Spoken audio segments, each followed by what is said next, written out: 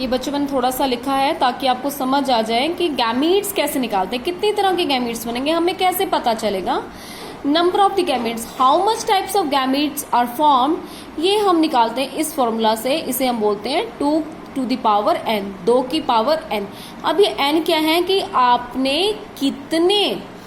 आपने कितनी तरह के करेक्टर्स या ट्रेट जो है वो कंसिडर किए हुए हैं, वो होगा आपका n नंबर। अगर हम एक डाई हाइब्रिड क्रॉस लें, डाई यानी कि 2, डाई हाइब्रिड क्रॉस यानी कि हमने 2 करेक्टर्स लिए हैं, 2 तरह के करेक्टर लिए हैं। जैसे अभी लिया हमने राउंड और येलो, राउंड आ गई शेप और येलो आ गया कलर कॉटिलिडन का। तो डाई हाइब्रिड क्रॉस यानी कि हम 2 करेक्टर्स को कंसिडर कर रहे हैं। तो 2 की पावर क्या आएगी, n की जगह क्या आएगा 2, तो ये आ गया 2 इंटू 2, क्या होता है 2 इंटू 2, इट इज 4। तुम्हारे पास 4 तरह के गैमीट्स बनेंगे, जैसा कि हमने यहाँ पर बनाए हुए हैं 4 तरह के गैमीट्स। ये देखेंगे आप 4 तरह के गैमीट्स, ये इधर भी एक, ये बन गए हमारे मेल्स के, ये बने फीमेल के, ये और ये, ठीक है।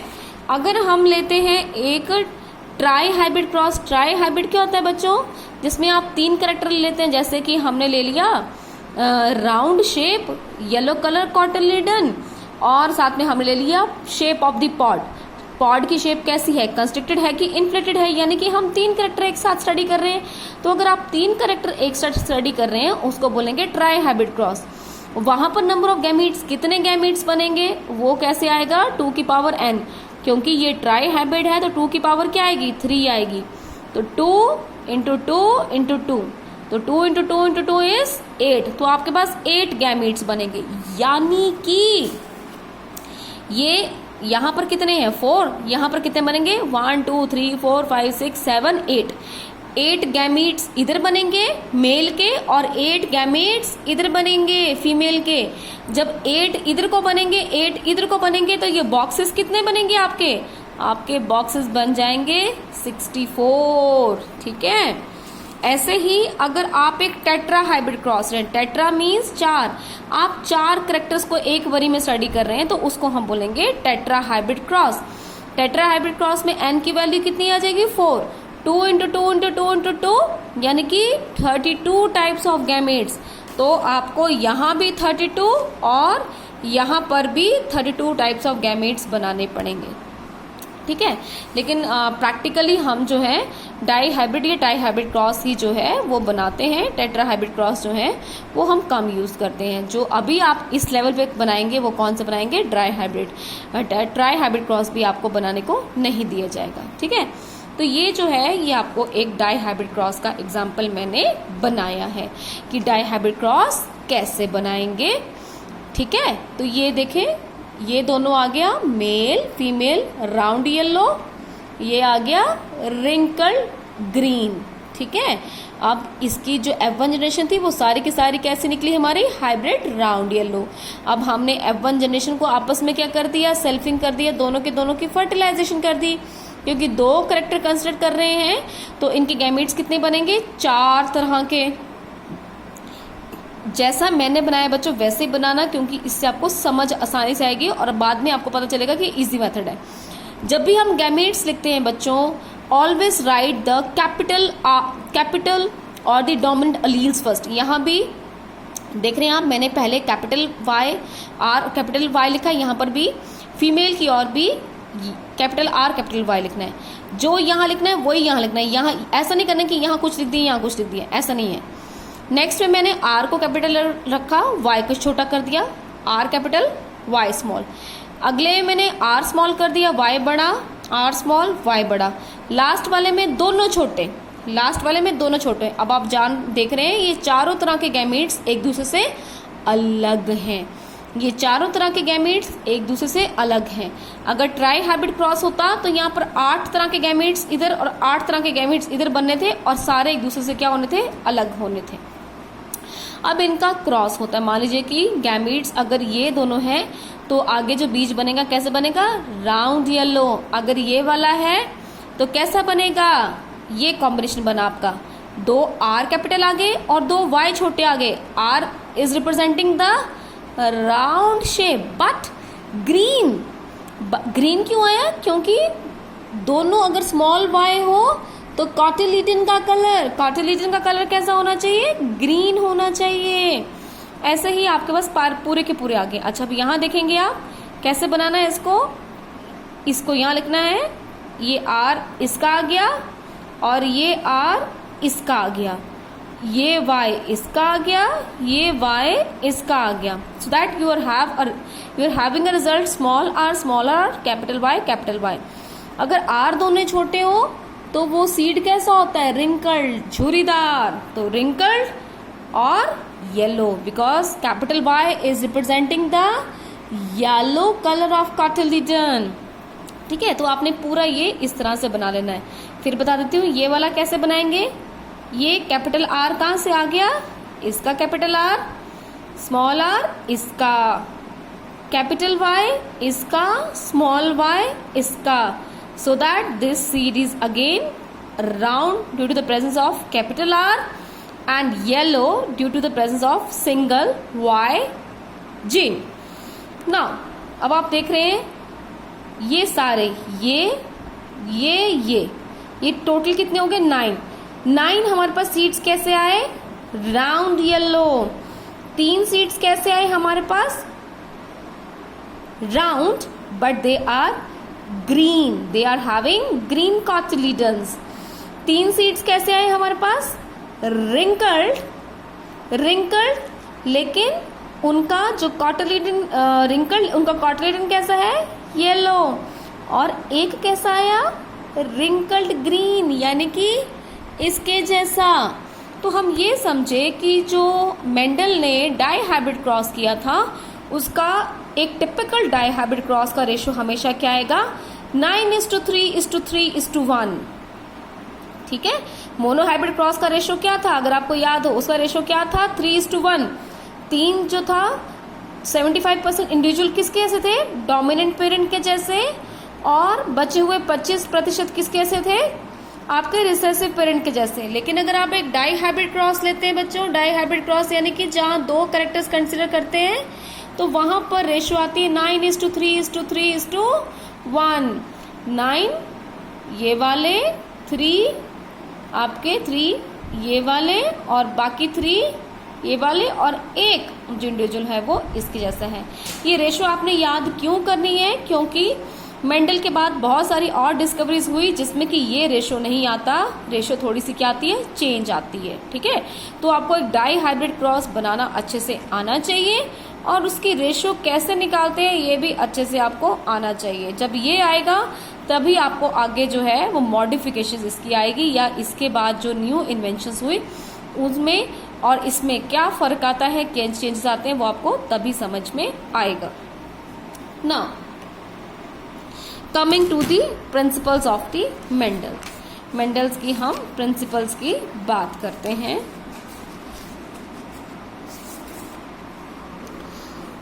Now the principles of the Mendel, number 1 is principle of dominance. Principle of dominance यानी कि मेंडल ने क्या कहा? मेंडल ने ये कहा कि जो भी मैंने क्रॉस लिए उस क्रॉस में एक इंडिविजुअल जो था वो खुद को शो कर रहा था, दूसरा खुद को शो नहीं कर रहा था। जब हमने F1 जनरेशन निकाली तो एक जो था वो खुद को शो कर रहा। जैसे हम इसी को ले लें बच्चों, बी स्मॉल बी। तो जब हम F1 जनरेशन देखते हैं तो सारे के सारे कैसे हैं? Capital B small B, capital B small B, यानी कि सारे के सारे कैसे निकले? हमारे ब्लैक निकले। यानी कि एक ट्रेट ऐसा है, किसी भी ट्रेट में एक अलील ऐसा है जो हमेशा खुद को डोमिनेट करता है, हमेशा खुद को शो होने देता है, और दूसरे वाले को तो शो होने ही नहीं देता। तो ऐसा अलील, किसी भी कैरेक्टर का वो अलील जिसकी प्रेजेंस में दूसरा अलील खुद को शो नहीं कर पाता। यहाँ पर ये वाला इंडिविजुअल क्या होगा? ब्लैक। पर इसके पास एक ब्लैक वाली जीन है और एक वाली जीन कौन सी है? व्हाइट वाली है। लेकिन देखने को हमको इंडिविजुअल कैसा लग रहा है? ब्लैक लग रहा है। इसका मतलब कि ये अलील इसके ऊपर क्या कर रहा है? डोमिनेट कर रहा है। तो वो अलील जिसकी प्रेजेंस में दूसरा अलील अपने आप को एक्सप्रेस नहीं कर पाता, उसे क्या बोलते हैं? डोमिनेंट। उसको क्या बोलते हैं? डोमिनेंट अलील। और जिसका एक्सप्रेशन नहीं हो पा रहा उसे क्या बोल रहे हैं? रिसेसिव अलील। उसे क्या कहेंगे? रिसेसिव अलील। ये चीजें मन गढ़ंत नहीं है, मेंडल ने अपनी मर्जी से नहीं बोला, ये उन्होंने यहां से निकाला। देखें, F1 जनरेशन में ज्यादा सीड्स कौन से थे आपके? राउंड। ज्यादा सीड्स कौन से आए आपके? राउंड। इसका मतलब कि round is dominant over the wrinkled. ठीक है ना? F1 जनरेशन में ज्यादा सीड्स कौन से आए आपके? राउंड। 3:1 का रेशियो आया, उसमें ज्यादा इंडिविजुअल कौन से आए? राउंड आए। ऐसे येलो और ग्रीन कॉटलिडन को जब उन्होंने क्रॉस करवाया तो ज्यादा जो कलर आया वो कौन सा आया? येलो। ऐसे ही इन्फ्लेटेड और रिंकल पॉड को उन्होंने जब क्रॉस करवाया तो ज्यादा जो F2 रेशियो थी उसमें जो आपके ज्यादा इंडिविजुअल थे वो कौन से थे? जिनकी जो शेप क्या थी? इन्फ्लेटेड। पॉड कैसा था? चपटा। और रिंकल पॉड कैसा था? झुर्री वाला पॉड। तो इस बेसिस पे उन्होंने पता लगाया कि जो मैंने 7 कैरेक्टर स्टडी किए हैं उन 7 कैरेक्टर्स में, उन 7 ट्रेड्स में एक कैरेक्टर खुद को शो कर रहा है। ये सारे के सारे कैरेक्टर जो इस और लिखे हैं वो क्या हैं? All are dominant. whereas the characters written on the right side they are not expressing themselves in the presence of this allele, so these all are recessive। ये सारे के सारे क्या है? रिसेसिव। तो एक किसी भी कैरेक्टर को रिप्रेजेंट करने के लिए 2 अलील जो होते हैं उसमें से एक डोमिनेंट होता है और एक क्या होता है? रिसेसिव होता है। अब इसकी सिग्निफिकेंस क्या है बच्चों? ये तो बहुत बाद में हमें पता चला कि बेसिकली ये जो मेंडल्स के जो फैक्टर्स थे उनको बाद में जो टर्म दे दी गई वो क्या दी गई? जीन। जीन टर्म किसने दी है? जॉनसन ने। कई बार पूछ लेते हो, आपने पढ़ लेना ये। Who gave the term gene? The term gene was given by Johnson. तो इसकी इंपॉर्टेंस क्या है बच्चों? इसकी इंपॉर्टेंस ये है कि देखिए हमारे पास जो ज्यादातर एबनॉर्मल जीन्स होती हैं वो रिसेसिव फॉर्म में होती हैं। ठीक है? अगर वो सारी की सारी एबनॉर्मल जीन डोमिनेंट फॉर्म में हो तो हमारी बॉडी में बहुत सारी एबनॉर्मलिटीज आ जाएंगी। For example we have the genes for idiocy और द डायबिटीज और हेमोफीलिया। आप आगे पढ़ेंगे, ये एक डिजीज है। इन डिजीजेस की जो जीन्स हैं वो नॉर्मली कैसी होती है? रिसेसिव फॉर्म में होती हैं। ठीक है? रिसेसिव फॉर्म में होती हैं और वो दिखाई नहीं देती, यानी कि अपने आप को एक्सप्रेस नहीं करती अगर वहां पर डोमिनेंट नॉर्मल जीन प्रेजेंट हो। अगर इनका डोमिनेंट नॉर्मल जीन प्रेजेंट हो तो ये अपने आप को एक्सप्रेस नहीं करती। अगर ऐसा ना होता, अगर ये डोमिनेंट होती तो जिस भी इंडिविजुअल के पास ये होती वो सारे के सारे क्या होते?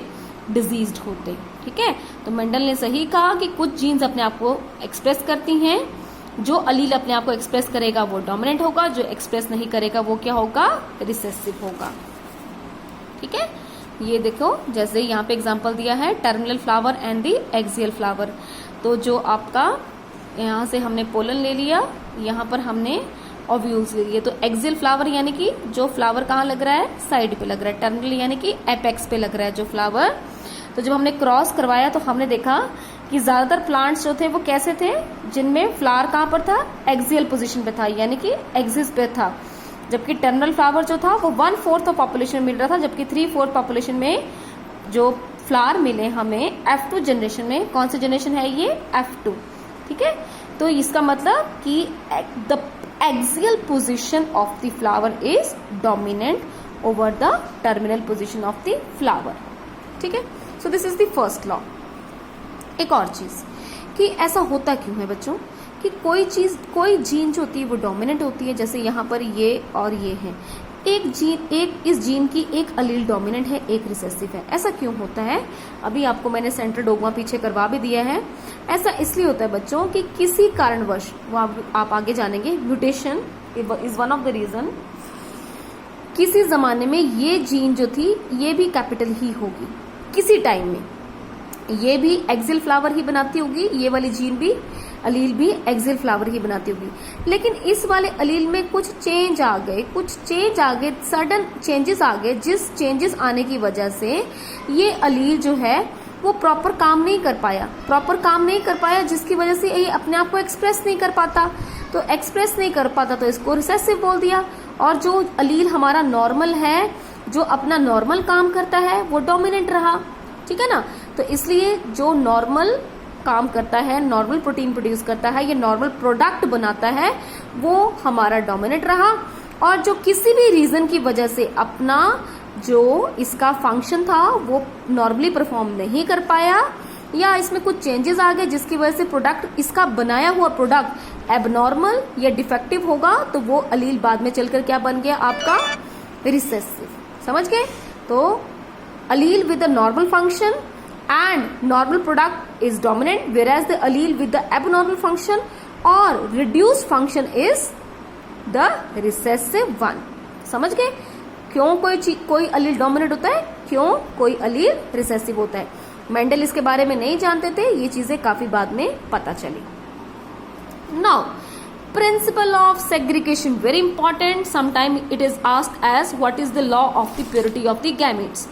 Purity of the gamete, law of segregation या प्रिंसिपल ऑफ सेग्रीगेशन, जब भी आपको आंसर आएगा तो आपने ये वाला डायग्राम यानी कि मोनोहाइब्रिड क्रॉस का डायग्राम जो है बनाना है। जरूरी नहीं यही मोनोहाइब्रिड क्रॉस बनाना है, आपको पीछे मैंने जो भी मोनोहाइब्रिड क्रॉस करवाए, जैसे कि मैंने आपको ये वाला करवाया मोनोहाइब्रिड क्रॉस, ये वाला करवाया मोनोहाइब्रिड क्रॉस, या टीटी वाला करवाया, तो आप कोई भी मोनोहाइब्रिड क्रॉस जो है वो बना सकते हैं। एक सेकेंड, मैं जरा फैन बंद कर दूं, फैन बड़ा डिस्टर्बेंस हो रही है इससे। यस, तो जब हम प्रिंसिपल ऑफ सेग्रीगेशन लिखेंगे तो उसमें मोनोहाइब्रिड क्रॉस बनाएंगे, तो जरूरी नहीं है यही वाला बनाना है। आप कैपिटल टी स्मॉल टी वाला क्रॉस जो मैंने आपको पहले बनवाया था, या ये कैपिटल बी स्मॉल बी वाला जो कलर गिनिया पिग वाला, ये वाला क्रॉस भी बना सकते हैं। Now what is principle of segregation. According to the principle of segregation, the alleles, देख रहे हैं आप, the alleles they segregate from each other at the time of the gamete formation। कि हमारे अलील्स जो है वो पेयर्स में होते हैं, कोई भी अलील जो है वो पेयर में होंगे। जैसे कि यहाँ पर कोई भी अलील है, चाहे वो लेंथ के लिए है, कलर के लिए है, एक पेरेंट में दोनों डोमिनेंट है, एक पेरेंट में दोनों रिसेसिव हैं, या किसी भी तरह के हो सकते हैं, रिसेसिव, डोमिनेंट और वट एवर द कॉम्बिनेशन में be, but there are always two allele for a trait. ये हमारे प्रेजेंट है। लेकिन जब इनकी गैमीट फॉर्मेशन होती है तो एक गैमीट में सिर्फ ओनली वन विल गो, एक गैमीट में एक ही अलील जाएगा। समझ गए। तो यही है principle of segregation, that the allele they segregate from each other at the time of the gamete formation. The alleles they segregate from each other at the time of the gamete formation। ठीक है। तो gametogenesis जब होती है तो एक ही अलील जो है हर एक गैमेट को मिलता है।